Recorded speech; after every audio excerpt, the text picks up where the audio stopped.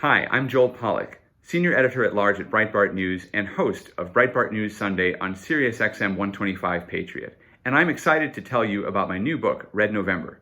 It comes out on July 14th, and it tells the story of the 2020 Democratic Party presidential primary from a conservative perspective. I bring you wire-to-wire coverage from the very earliest days of the resistance right up through the end of the primary.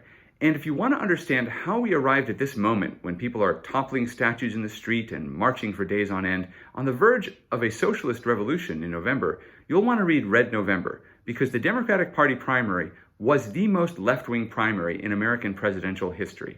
Now, along the way, there are many interesting stories and confrontations with candidates, like this one at the Iowa State Fair. Mr. Vice President, are you aware that you're misquoting Donald Trump in Charlottesville? He never called neo-Nazis very fine people. No, he called all those folks that walked out of that, they were neo-Nazis, shouting hate, their veins bulging. But he said specifically that he was condemning them. He did not. Biden was wrong about that one. But there are so many other adventures as well in Red November, like storming the polls with Bernie Sanders in Nevada, covering Pete Buttigieg in rural Iowa, interviewing Kamala Harris with a drag queen named Pissy Miles in the spin room after the Atlanta debate, talking to Tulsi Gabbard after she raked her opponents over the coals. I caught up with Marianne Williamson, the spiritual guru turned presidential candidate who called President Donald Trump a dark psychic force.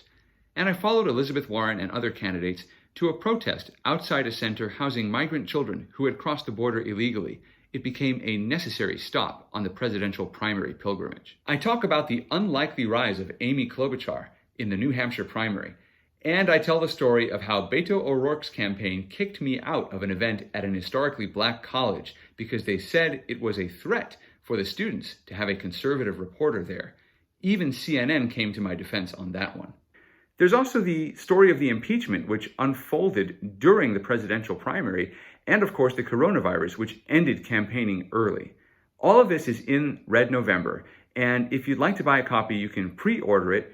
It's at www.centerstreet.com, or I made a tiny URL for you, tinyurl.com/NovemberRed.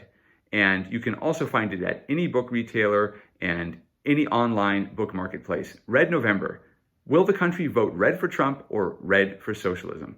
Thanks for reading.